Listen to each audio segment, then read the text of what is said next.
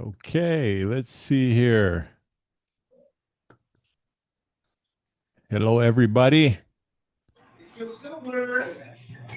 We're trying to get everybody in here on the meeting. It looks like there was a AI took over. I was trying to set the meeting for the right time, which was Can you going to be fill me two up? o'clock, but it launched it at 1 o'clock. So some of you might have got No, that it's reminder at not one. my laptop.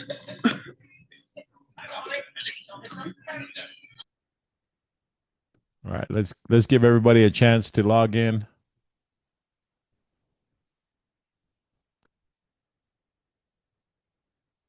Just a second here.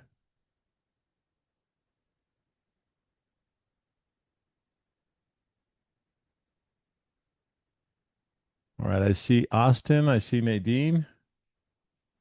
Ruben may not be joining us. I'm not sure if he's getting the coverage or not. So if he's not, that's okay.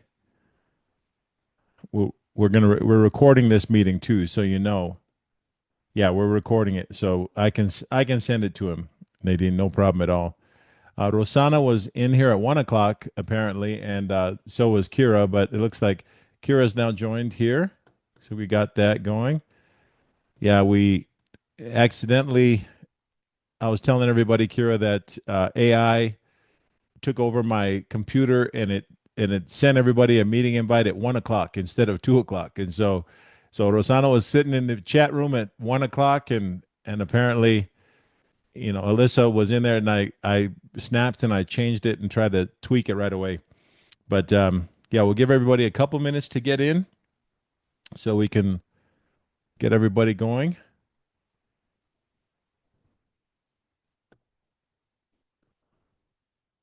Okay. Let me see here. Okay, there's Randy. Hello, Randy. Let's see.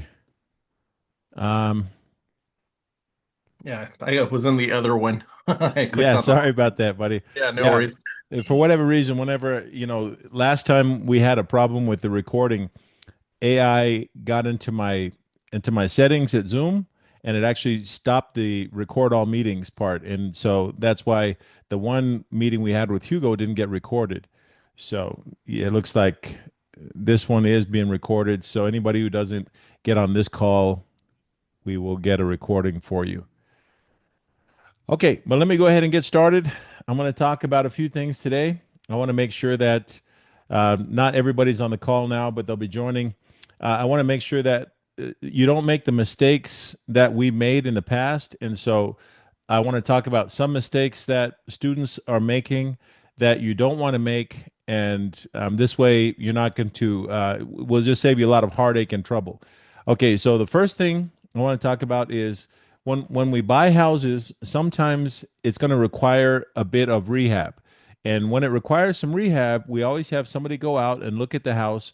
And usually it might be a few contractors. So we might have Frank go out to the house and Frank will come back and he'll say, hey, it's going to require, $15,000 worth of work. Or, Frank is more just kind of basic. He'll just spit a number out.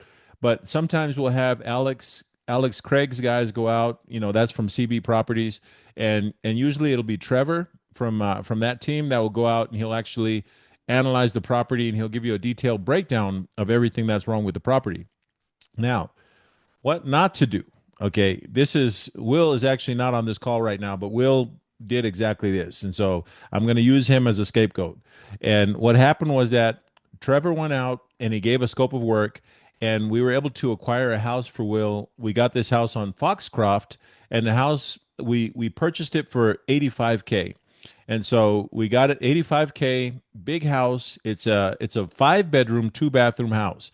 Okay, the house is 1,700 and something square feet, and the house will rent for about $1,750 a month. So they came back with, well, first Frank came in with an estimate, and Frank says it'll be 15 to 20K. And that's what he said. So Will says, I'd like to know if I could get a more detailed. And I said, no problem. So we went ahead and we sent Alex and his guys out there, And Alex went out, and it wasn't actually Alex, it was Trevor who went out. And Trevor gave a detailed report, and he literally came back with $25,000 worth of work. He said it's going to be 25,000. He detailed it from the bottom to the top. He says, this is what we have to do. We have to change out these windows. We have to do this. We have to do this with the floors. We have to do this and this. And it's pretty much right around what we expected. But what Will did, which is, I don't think any of you is going to do this, but what Will did was he pulled a Don Newman. All right. So, some of you who know Don, you know what I mean when I say pull the Don Newman. So, Don, let me go ahead and go quickly into this story so you can see. Don had a house. He had another house that he was trying to rehab, and anyway, Frank had gone and said that the house was going to require about 10K worth of work. And anyway, Don told Frank he got the pictures from Frank, and he says, "Well, Frank, it looks like the house has some mold, and it looks like that could be a lot of money. It looks like it could be more like 20, $30,000 worth of work." And so of course Frank was like, "Oh yeah, yeah, Don, you're right. Yeah, it does require some more work. We need to do some mold remediation." And so Don talked himself, from a $10,000 rehab into a $20,000 rehab.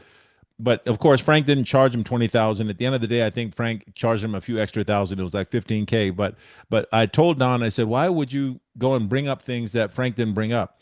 And Don said, "Oh well, I was just concerned. I was worried about the fact that it could have mold, and I don't want a kid to get sick and this and this." And I said, "No." I said, "If there was mold, we would have pointed out that there was mold, and we would have done a mold remediation, which can become very pricey, as some of you may know if you've ever dealt with mold remediation." But anyway, long story short, this is what Will did. Will pulled a Don Newman. He went in there, and after I told him, I said, Trevor came back with a detailed scope of work, 25K. And so Will says, "Oh, I want to talk to Trevor. I'd like to talk to Trevor." And I said, "Okay, no problem." And I set up an appointment for him to talk to Trevor. He got on the phone with Trevor a few minutes into the call, and literally, Will was telling Trevor all the things that Trevor had missed. He's like, "Well, the kitchen, it looks like the countertops. There was some cracks in the countertop. Did you catch that?" And of course, Trevor, because of the fact that they also want to make money, Trevor's like, "Well, no, I didn't actually catch that, but I'll fix it though. Anything that you want us to fix, we'll fix." Yeah, and the windows, I noticed that on you replaced four of the windows, but I was wondering if, I was just wondering, it probably, I would like to replace all of the windows. How much would it be to replace all of the windows? And Trevor's like, "Oh yeah, we can replace all the windows, no problem whatsoever. Yeah, we can replace this, we can replace that." So again, the $25,000 rehab, and Trevor didn't come right out and say it. It turns into a $35,000 rehab, and this is the thing that I want you all to pay attention to. So if ever we have the contractors go out and they do a rent ready estimate, so to speak, all you need to do is say, "Looks good to me. Is there anything else? It looks good, perfect, a-okay." And sometimes the less you say, the better, rather than go in there and make suggestions and tell them how to do their job. Because otherwise, what'll happen is you'll talk yourself into spending more money.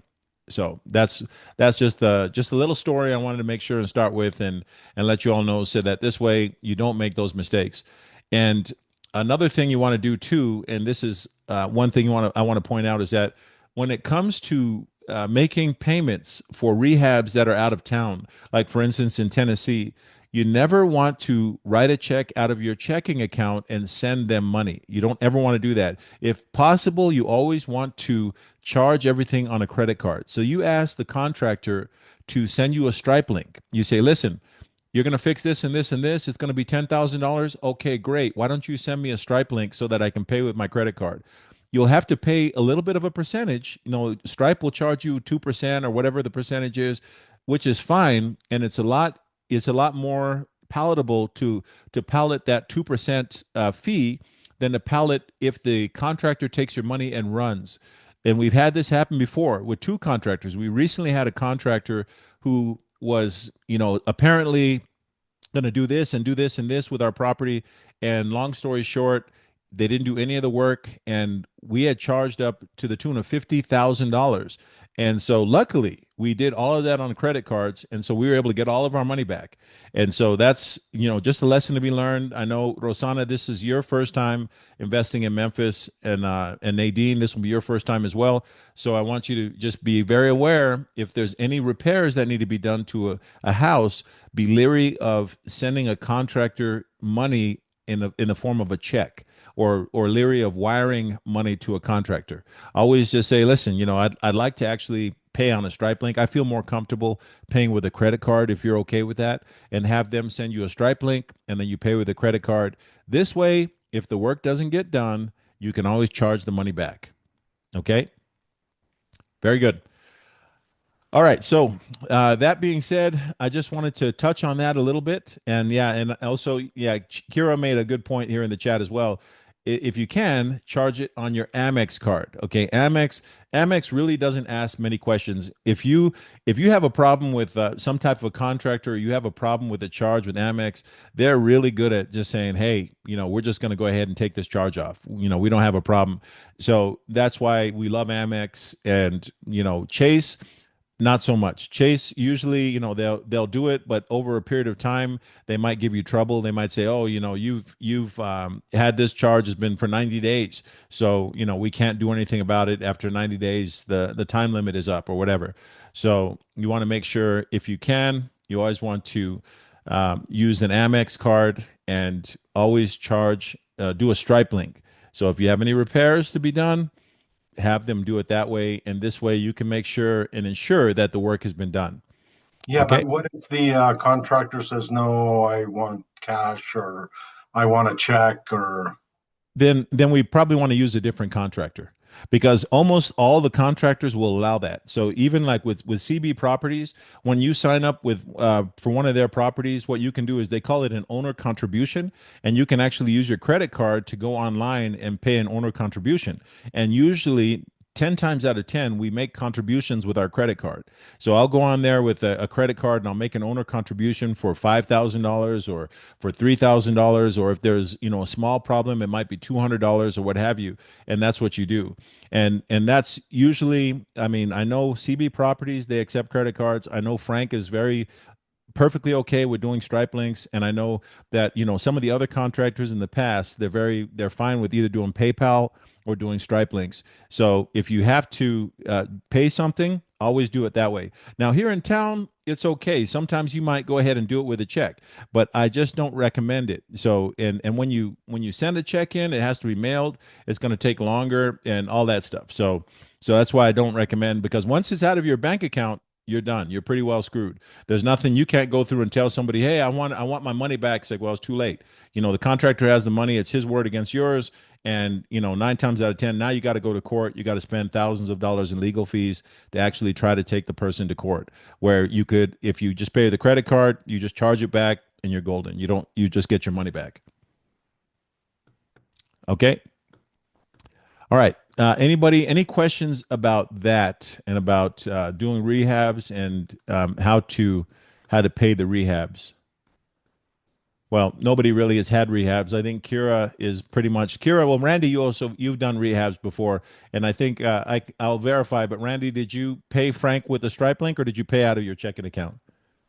No, we did a credit card, if I remember. So we did the Stripe link, and we also made sure that we had video before we paid. So one of the Good. things that was really important was to make sure that the work was appropriately done before we released the funds, which, you can do a deposit or whatever, but yeah, you want to make sure that the work is done before you pay it. So Perfect. Yes. as much as you can.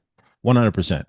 Yeah, and that's what we've had problems. Like I said, that's one of the hardest things, is when you have a property that's not in your home state. You can't just drive down the street and go and check on it. You have to get on a plane flight. You're gonna have to fly out there. You're gonna have to go check it out. So we're relying on somebody else's word, and so that's why I always recommend, for your own security, if you have some work that needs to be done, first, like Randy said, we're going to require that they send you some type of video or some type of proof that the work's been done. And then in addition to that, we also want to know that we're going to pay with a credit card. So if we come to find out that the work was not done, we're going to go ahead and charge that money back. Yeah, Kira says she had a chargeback of $13,000. We had an issue with a crooked contractor, and Amex just gave the money back, no problem. And we recently had the same thing happen to us, and it was to the tune of about $50,000. So, and Amex paid us the money back. They said no problem. We did it. It was like three different charges: one for 30,000, one for 12, and one for another like 10,000. So we did charge all that back, and so there was no issues.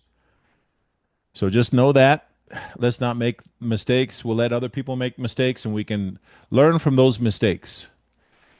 So today we're going to go right into Randy's portion of the class, and then we'll go into looking at properties after that.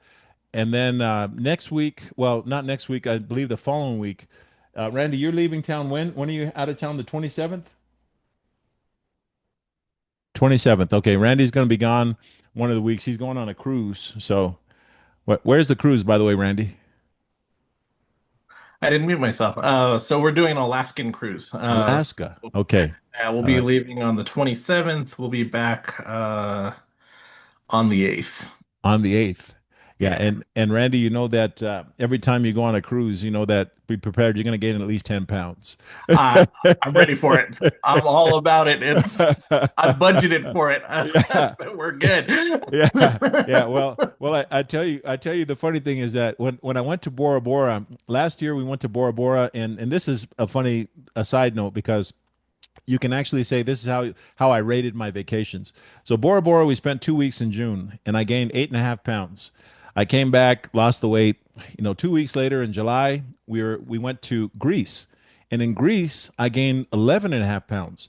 And so I said, well, damn, I said the Greek food might be a little bit better than the Tahitian food. And so, came back 2 weeks later in August, we went to Italy. And when we went to Italy, I'll be damned if I didn't gain 13.5 pounds.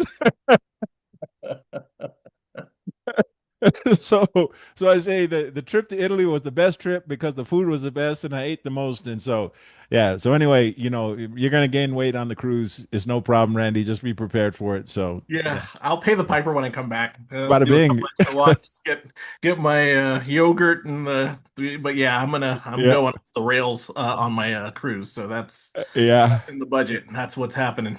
There we go. All right. All right. So with on that note, let's go ahead. I'm going to hand over the reins to Randy, and we're going to go over that portion just real quick.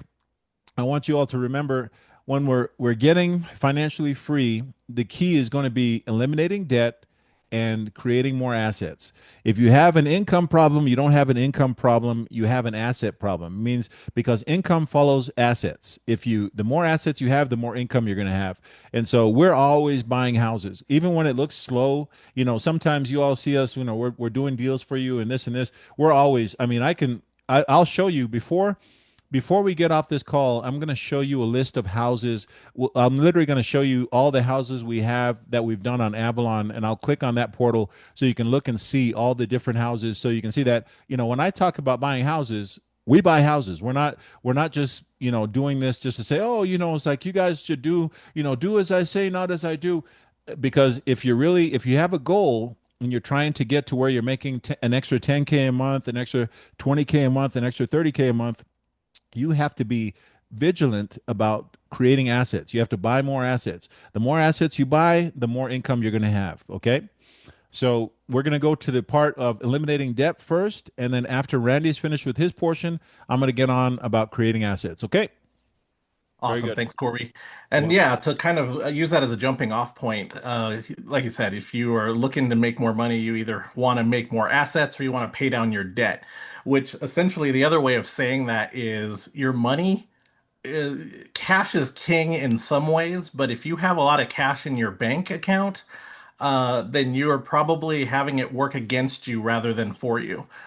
So we want to get to a point where we're either engaging that money to buy our assets or engaging that money so that we're paying down our debts. And so what we're trying to do is build tools to allow us to take money that we may have in our accounts to eliminate or at least eliminate or limit the amount of interest that is coming against us.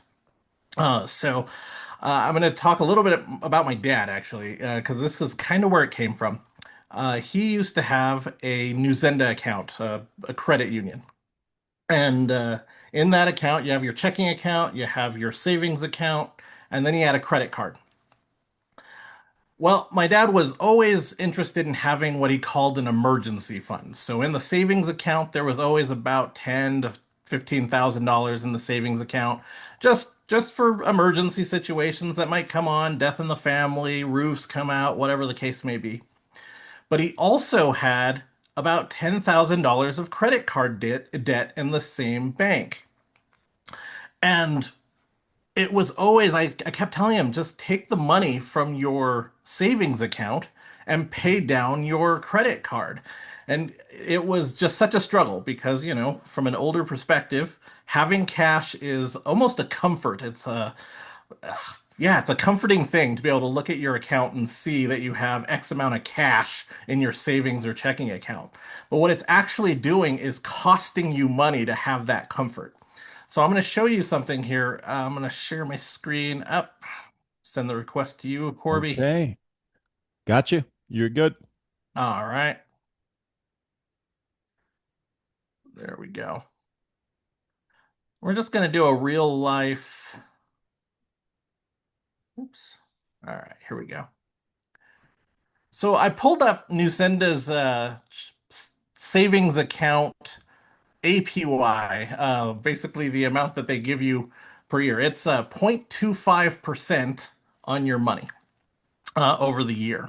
So if you were to have a $10,000 savings account amount in your savings account, they will pay you a whopping $25 at the end of the year for the pleasure of having to be able to see that money in your savings account.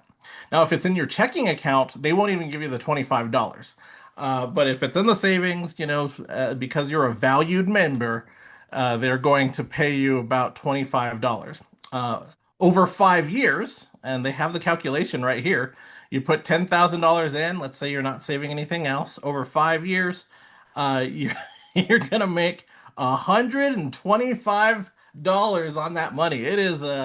You are a investing genius if you are doing that over the 5 years to get that kind of a dividend. And I find it amazing that they have the audacity to put this calculator on there and have that be a benefit. It's unbelievable that they would be like, "Look at you! You just got $125 of your own money." Meanwhile, the average, let's see here, the average credit card, let's see. Oh, I must have closed it. The average credit card interest rate is 23.9% right now. So if you were to do the same thing in that same 5 years, $10,000 in the same account, same bank, they're going to pay you $125. You're going to pay them 600 or excuse me, $6,639 in interest. Now, what's amazing is it's not like that money is in a different place, right? You're sitting the money, that money is sitting in their bank. So you have $10,000 in the savings, you have $10,000 worth of credit. Essentially, you have a net zero.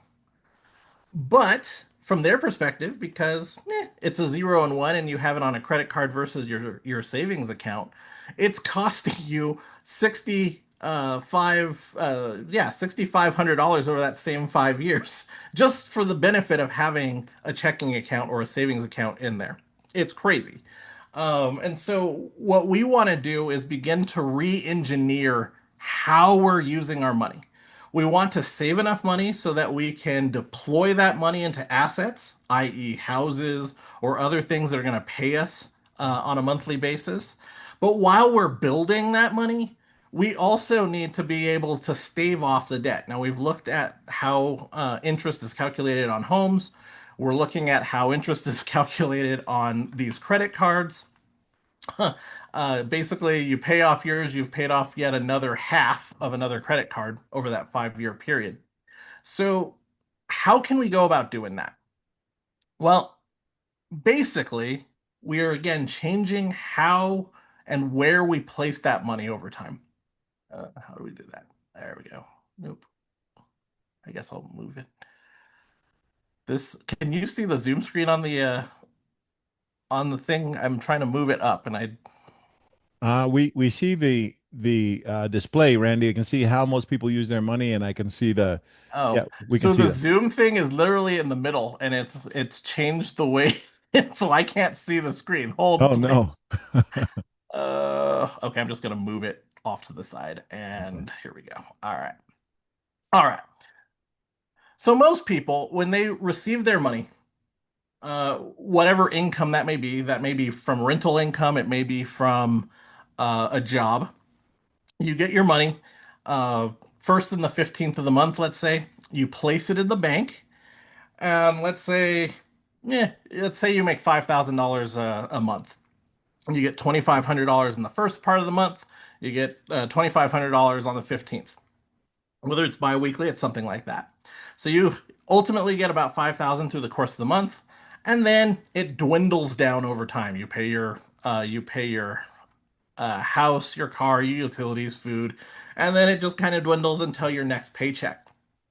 Um, and what ultimately happens, what most people have to do, is kind of divide up their bills so that you can afford the first half of your bills in the first half of the month, and then the second half of your bills on the second half of the month, right? So in this scenario, this person who makes $5,000 a month, they have, let's say, their car payment of $500 due on the 10th, but they get paid on the 1st. Well, you can't spend that $500 on the first because it's earmarked towards the car payment. So it literally just stays in your account for 10 days. And it does nothing for you. It doesn't help your eliminate your interest. It doesn't give you any money. It just has to stay there because you have to allot it towards your car.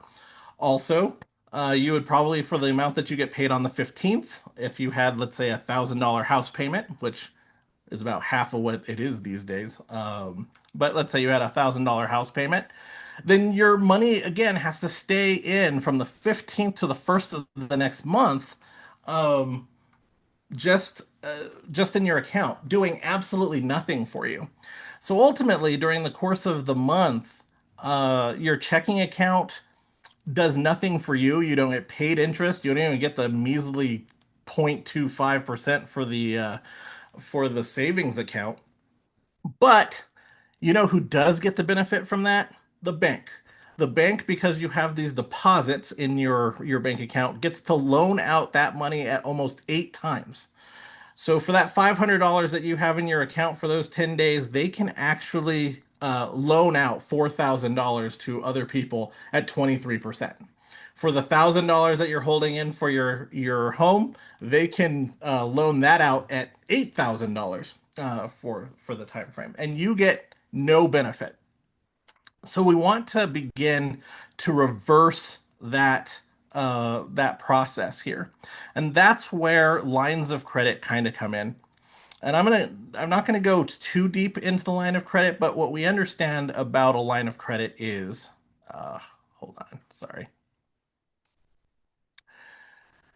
A line of credit is a little bit different than a credit card in that you can buy anything you want with a line of credit. Whereas a credit card, there are some limitations, like you can't pay your cell phone bill anymore on it, or some utilities won't allow you to do it, or you can't do a car payment on it sometimes. A line of credit is as good as cash. You can pull out 20 bucks and you could take it to the casino if you wanted to, or you can pay pretty much anything with a line of credit.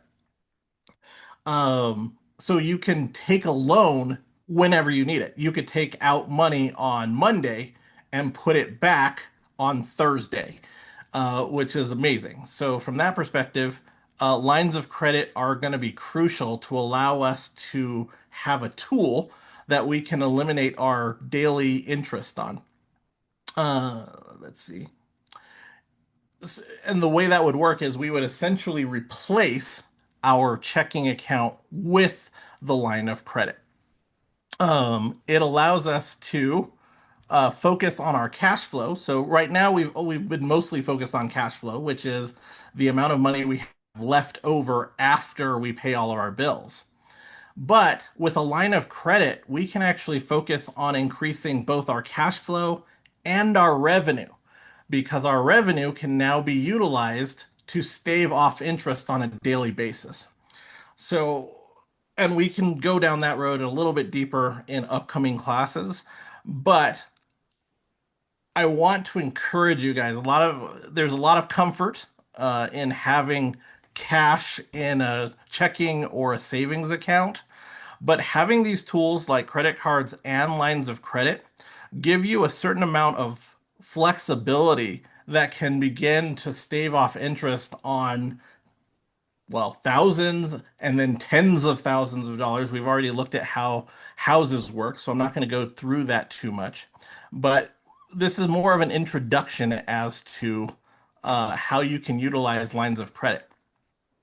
So, if we, for example, had again the line of credit for $10,000 at 20%, and we had a $10,000 cash, we don't want to pay this interest. We don't want to pay it over 9 years. We don't want to pay it over 5 years.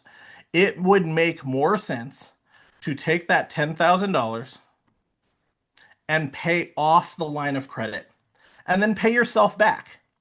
You're paying yourself back at a smaller interest. You're growing your money faster. And here's the thing. It's not, most people will tell you that it's dangerous. Oh, you've got to have that nest egg. You've got to have that emergency fund. You do have the emergency fund in the form of the credit card or line of credit itself. So if an emergency happens, the roof needs repair, a death in the family, car trouble, whatever the case may be, as Korbie's kind of already talked about over the first part of this class, you have the ability to engage that credit card when needed to deal with those emergencies. But what you're not doing is paying interest on money that you're not actively utilizing. And so we're just changing where our money goes on a monthly slash daily time frame to eliminate the interest. It's a scary proposition, but ultimately, it's mostly in our heads. The banks have run in our head that we need to save our money, put it in the banks. That is ultimately self-serving because they want to use your money to loan it out and grow your money. We want to use our money to grow our money faster and then put it into assets that are going to grow it even faster.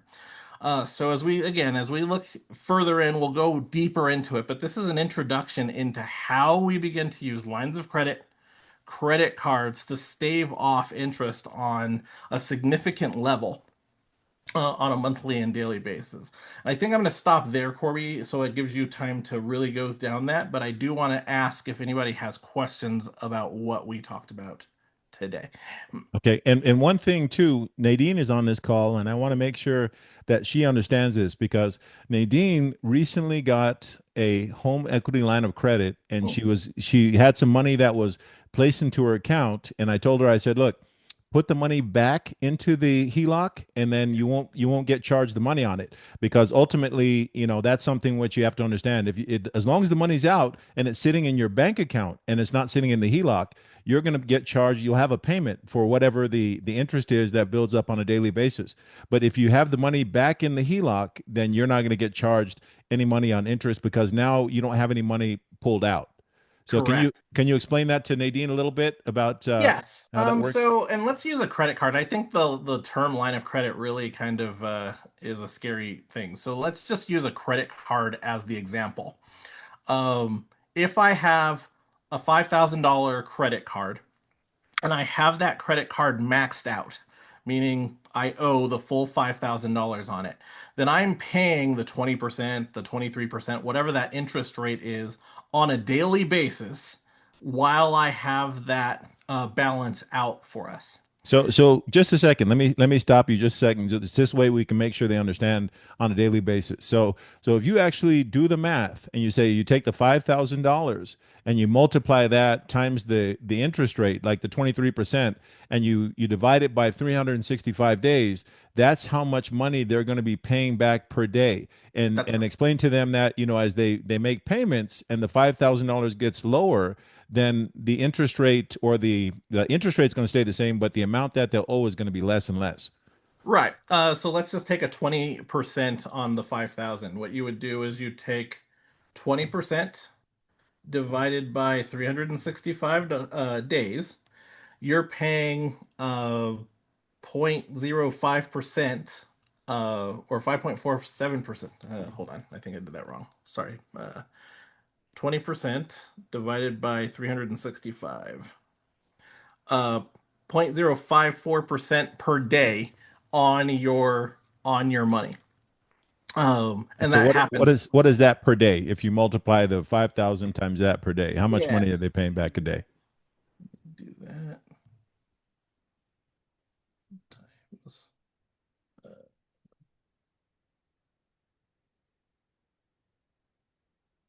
hold on. I apologize. Zero point 0.2 divided by times 5,000. So you're paying about $2.74 a day on that money. Got it. Um, and that racks up, and then you make your payment, and that's how that kind of works. However, let's say so after 30 days, let's do that 274 times 30. So you're paying about $82 a month in interest. Now, if you had the ability to stash $5,000 a month into your credit card, let's say even for 20 days or 15, let's make it easy, then you literally are not accruing that interest, that $2.74 on a daily basis. So you could effectively cut your interest in half by stashing the money inside of the credit card for those 15 days. And the cool thing about a line of credit, because it works very much like a credit card, is that I can take that money out. So let's say again, let me use the example back here with the car. So let's say I have that $500 June car payment, and I get money on the first. I could literally put $500 into my line of credit, and now I'm not paying interest on that $500. And then on the 10th, I can pull that money right back out and pay my car payment. So for 10 days, instead of getting no benefit out of the $500 car payment that I just had sitting around, I now have the benefit of it saving me interest on that $500 on the line of credit or credit card. This is how we begin to use our money twice. We want to be able to figure out ways to use our money multiple times to be able to pay down debt and stave off interest. The other amazing thing about that is if you were to put that $500 down inside, it's kind of a placeholder inside of the line of credit. What few people realize is that it would also then count as a payment. So if for some reason you couldn't, say, afford your credit card or line of credit payment for that month, you could still put the $500 in, satisfy the payment for the line of credit, pull it back out, and then pay your car payment and move along. Now, obviously, that's not sustainable for months and months and months on end, but it is a way, if life ever got tough, to be able to make your money go literally two times further than it ordinarily would. There you go, guys. So that's one of the tricks. So as you know, some of you have worked with Randy. Well, Kira, really, you're pretty much the only one on the call now that has worked with Randy. But I know that Nadine will likely be working with Randy, and so will you, Rosana and Jose. But this is the kinds of things he's going to show you to make your money go further. And so that's it's one of the tricks that we use. Okay, so does anybody have questions about what Randy just talked about, or shall we move to the next portion as far as acquiring assets?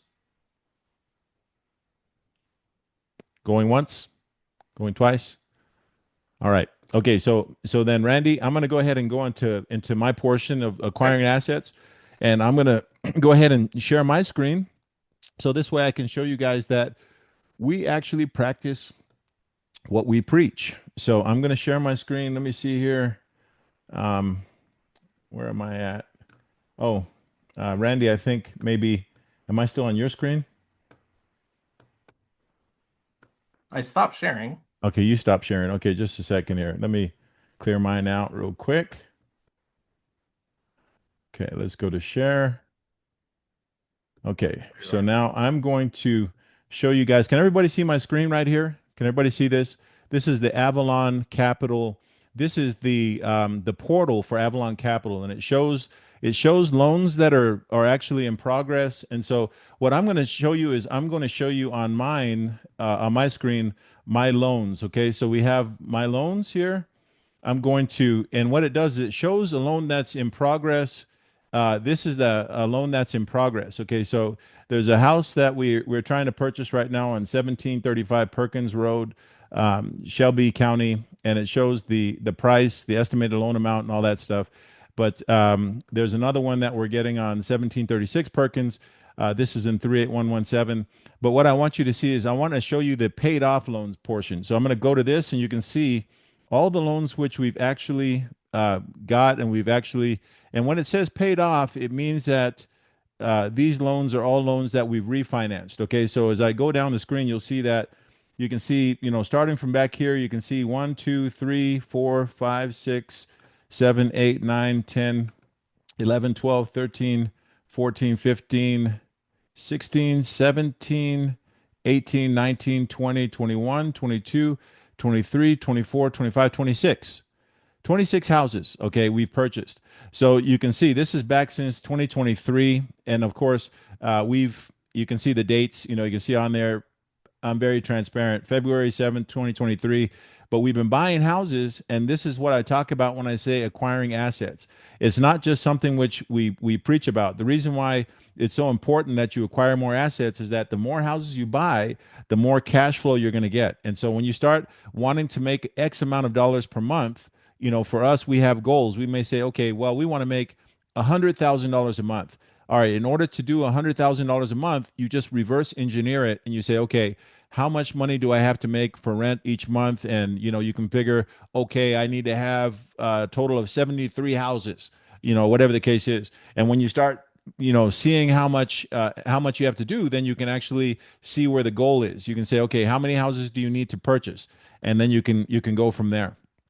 Okay, but let's go on. I'm going to go to another section. We're going to go to show you guys about buying houses. Okay, so we talked about this before. We talked about giving a man a fish and he'll eat for a day. If I teach a man to fish, he'll eat for a lifetime. And so we're going to look at these and I'm going to go over some of them and I want to make sure and you'll see why they're a good deal or why they're a bad deal. And so let's just scroll up and look at some of the houses and I want you to see what I see when I look for deals. All right, so just right on the top line, you can see there's a house on Cherry Road, and this is the houses. I narrowed it down to 38118 because this is an area code which we purchase houses in, and I'll look at 38111 as well. But Cherry Road, 125K, 1.5 bath. You can see one for 99K. This house on Cottonwood. You can see another one for 179. There's another house for 165. There's a house for 125. House for 139 on Edgeware, house on Cochise. We own several houses on this street, Cochise. Matter of fact, this house belongs to one of my students, Ishmael. I know this house. Yep, there's other houses here. You can see Aloha, Perkins. You can see all these different houses are listed here. But what I want you all to look for is you look for the purchase price. And right off the bat, when you see houses like this, when you see these $200,000 price points, you can already tell that these are going to be too pricey. The reason they're going to be too pricey is because in order for you to make any cash flow, the rent on these houses is going to have to be over $2,000 a month. It's going to have to be, somewhere in the neighborhood of $2,200, $2,300 a month. And when you're looking at a 3-bedroom, 2-bath, or sometimes you might find that rent, but it's not likely you're going to find rent for that. So it's those are going to be deals that you're going to be underwater.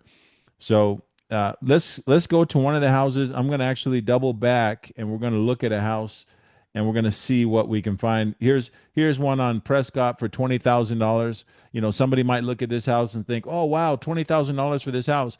But when you look at it, I'm going to click on the house and you can see what I'm talking about. It's all been torn up. You can see that, there's all of this has been down to the studs. It's just, and even if you look at the realtor's notes, it says here, rehab opportunity. And it talks about all these things, 10% deposit. It's actually for auction. This house is for auction. So it's not something which we'll be bidding on. It's going to cost an arm and a leg to try to get this house up to par.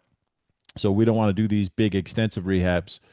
So let's go on to, we're going to go back to one of the houses up above that we passed earlier.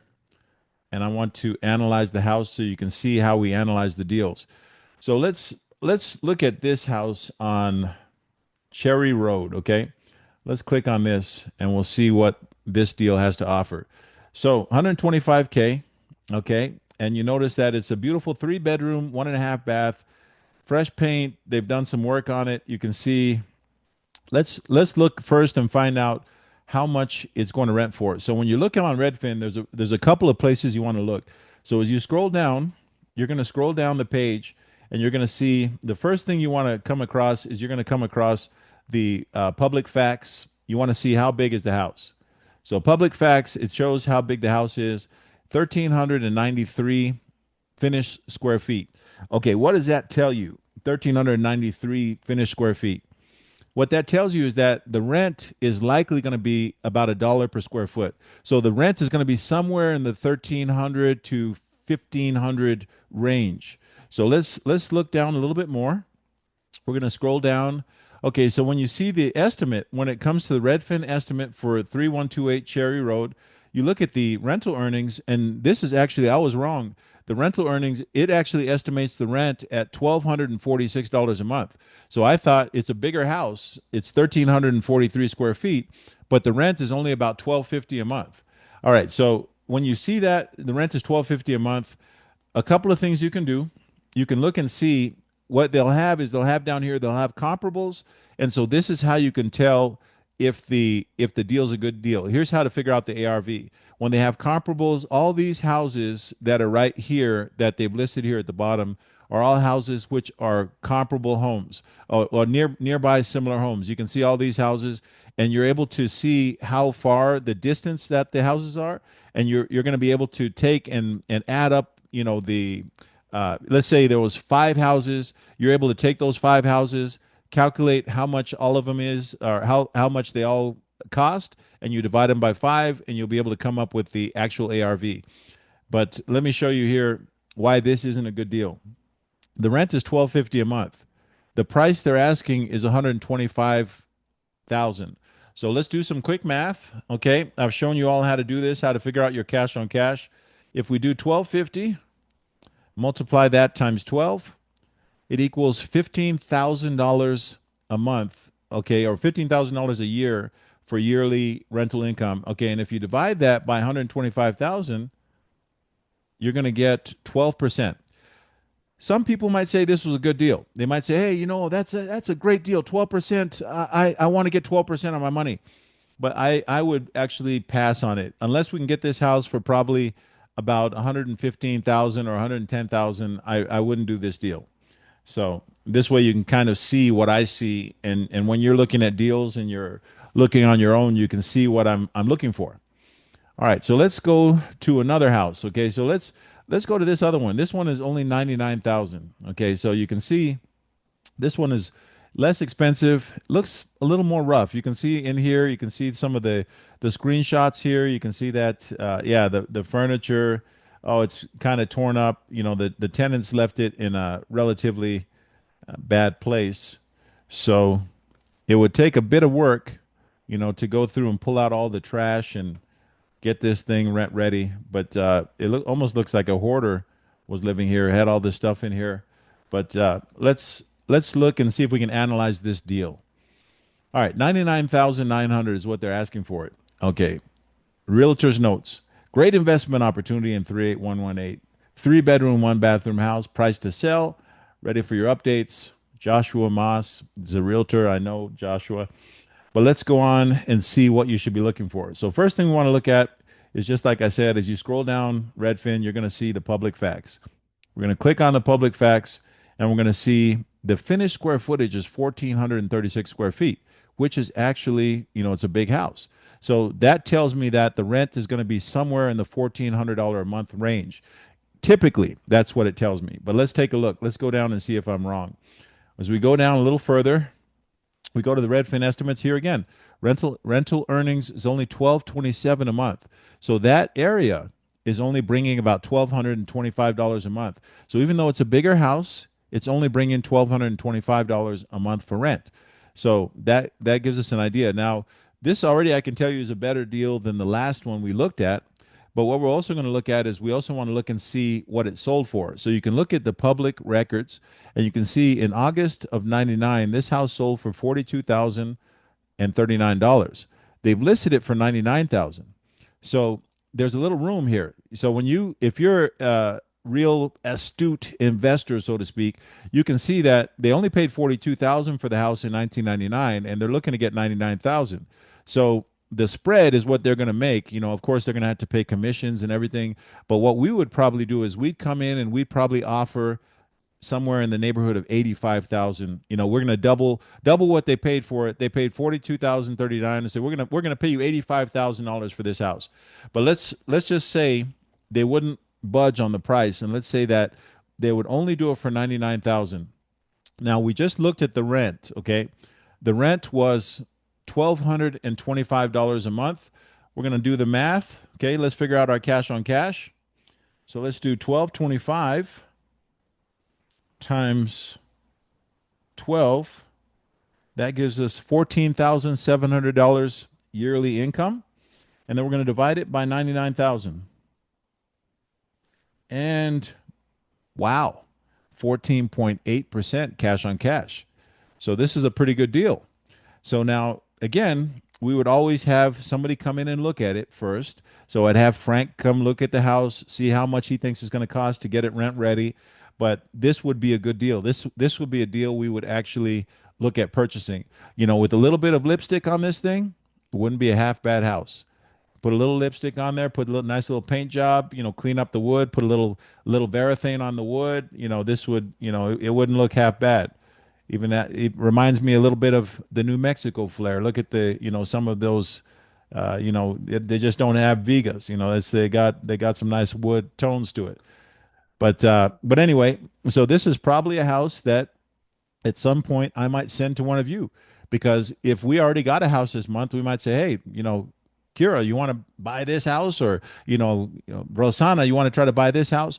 Rosana is actually in the process of purchasing two right now, but anyway, this one might be for Austin. Who knows? Nadine. But anyway, this is what I would consider a decent deal. This is actually a good deal. It's 14% cash on cash, and more than likely, I would also ask for a discount so we'd see if we can get it even cheaper. But let's look at one more deal here, okay, before I take any questions. I'm going to go to 38111. Okay, so let's take a look at 38111 and see. So this is another area code we buy in. So let's scroll down and see what we see. So this is a house on Kimball. We own several houses on Kimball. We'll look at that one. We may come back to that. There's a house on Goodman. Let's see. I'm looking for houses which are in neighborhoods we recognize. Here again, you wouldn't even look at these three houses. It's 200,000, 215, 200. This is for somebody if they want to actually live in the house. It's not for an investor. Here's a good one here. This is one on Deerwood. Okay, this one I can already tell you this is 66,000, but I already seen this deal. I already know this is one that it's an REO. Okay, REO meaning it's real estate owned. The bank owns this house, and this is why they're auctioning the house. And so people are going to come in and bid and try to get this. I'll just click on it so you can see what I'm talking about. Okay, so when you look at this, great investment opportunity. You can see that these opportunities are rare, yada, yada, yada. But you can see that it doesn't say it in the realtor's notes, but I know that this is actually an REO property. So the bank owns it, and this is why they're trying to price it where they're pricing it. But let's go on. Let's see where else. 164, 120. Okay, I'm seeing some of these houses here. Broadmoor. Here we go. Just so you guys can see this too, I want you to see here is an apartment complex. Okay. So this apartment complex is for sale, 2.75 million. Okay. 57 bedrooms. It's on a street called Spotswood. You know, a couple of my students own houses on Spotswood. So this isn't horrible, but you would have to it has 28 units sold as a package deal. It goes on to talk about it, and you know this is something which, as you all start getting more and more experience, you may look at a deal like this and say, "Hey, does this make sense?" Because you can look and see. I can show you again if it actually shows the rents. We can use the same kind of math that we use for single family homes to see if it's actually a good deal. And you can see that back in 2004 somebody bought this for 195,000 and now they're trying to sell it for 2.75 million.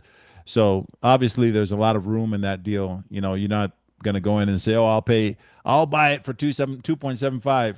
No, you want to kind of look and analyze this deal.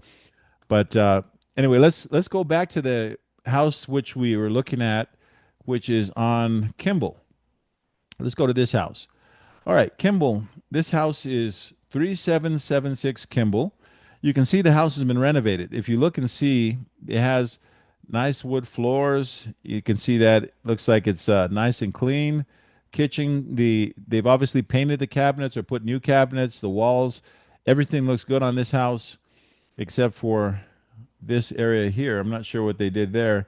Looks like a burning pit. Somebody was using it to burn some stuff back there. But anyway, let's analyze this deal. Okay. 139,000. Okay, first thing as you're scrolling down, what do you look for? You want to see how big is the house. So we're going to go down here and we're going to look at the public facts. Okay, the house is 1,387 finished square feet, which would lead me to believe that the rent is going to be 13 to $1,400 a month. Let's go down and take a look. As we scroll down, you can see there it is. Rental earnings $1,406 per month. So this isn't it's not bad as far as the rent. $1,400 a month, and the house looks like they've done some work on it. Now, if you want to, be really astute, you can see what the house sold for. 2025, the house sold for 63,000. So somehow they got this house for $63,000. They put a bit of work in it, and then they've priced it for 139. So it's likely what we would do is we'd say, look, we'll probably offer them 115 or offer them a little bit less, but let's see what the $1,400 a month and this equals up to. So I'm gonna do some math. 1,400 times 12. That's going to give us a total rental yearly income of $16,800. We divide it by the purchase price, 139,000, and you come up with a 12% cash on cash return on your investment. And again, like I said, 12% it's okay for uh, some people. Some people say, "Oh, 12% is not half bad. I want to do the 12%." But to me, that's not it's not the best deal. We're going to move on. So if we could get it for maybe 115, let's do the math there. $1,400 a month times 12, $16,800 yearly rent divided by, let's say, 115. We can get it for 115. Now we're talking 14.6% cash on cash. So if we could somehow talk this investor down to $115,000 for the house, we would buy the house and we'd be in good shape. And that 14% cash on cash gives you a bit of cushion in case the house is ever empty. From time to time, you'll get a house that's vacant. If it's vacant, you've made the extra cash on your rent, and so you're going to be in a good place. So that's something which we want to look at. But what I'm going to do now is I'm going to stop sharing my screen and I'm going to answer some questions. So anybody have any questions about how we find good deals?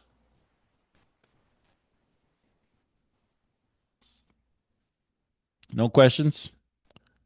I have a question in terms of not necessarily how you find it, but when you're looking at the 14% and that price range between 100 and 130, what are you looking at in terms of your cash flow? So, like on a monthly basis, what are you looking for from that perspective? Not just a percentage, but from an Right. actual cash flow percentage. Well, actual cash flow, the house needs to cash flow at least $250 a month. Okay, so when we say what Randy's talking about is if we took a loan out for this house, okay, and when we're talking about, let's just use some round numbers. Let's say we got a loan on a house for we got $100,000 Avalon loan. Okay, $100,000 means that you have a payment of $1,000 a month, or whatever the payment is. Now the rent, that means that we want to make sure that the rent, there's going to be at least some cushion in the rent. So after the property manager takes his fee and you collect your rent, you want to have at least 200 to $250 left there, on the table. You want to have a little meat on the bone, because that's going to give you a little bit of cushion to where if for some reason something happened, you're going to be okay. You still have that extra money that you've been able to pad and put away. So that's what, depending on the house and depending on the size of the house, it's going to be different. But you typically want to look, for your cash flow, you want to be looking at, you want to have at least a couple $100 a month coming in cash flow.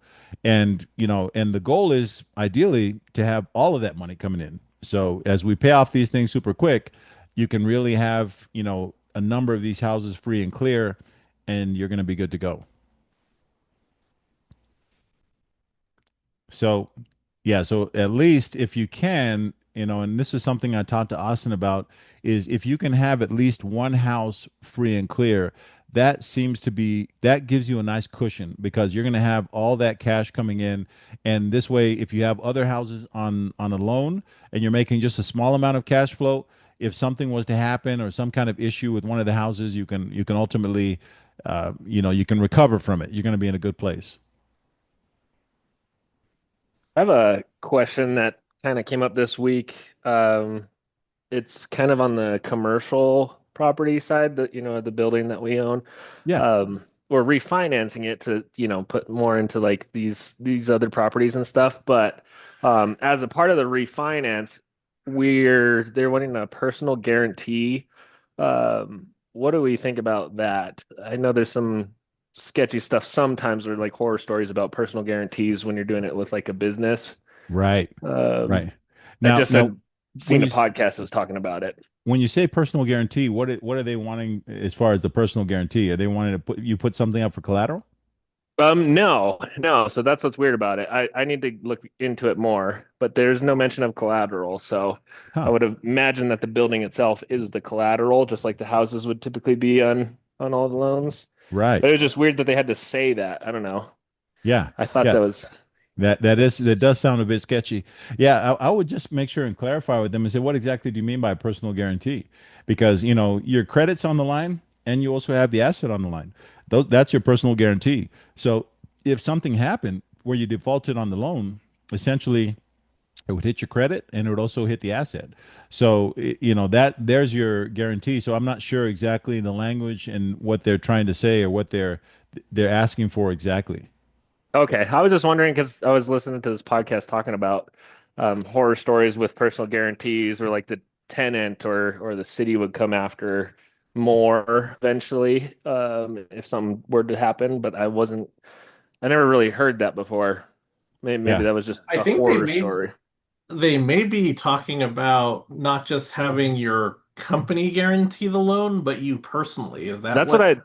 I think that I asked because it was with Hugo. I was like, is that because we don't have enough credit in our company, or Mm.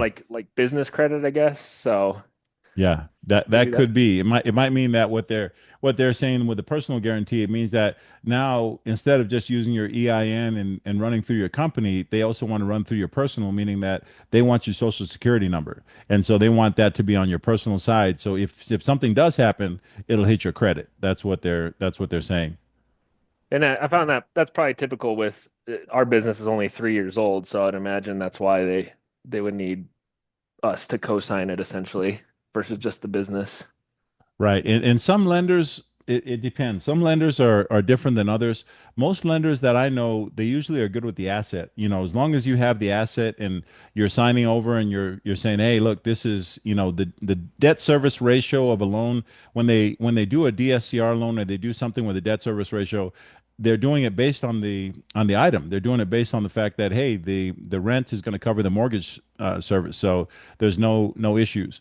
But yeah, you want to Okay. check and see if that particular company is one that, if that's there's other ones that won't require personal guarantee is what I'm saying.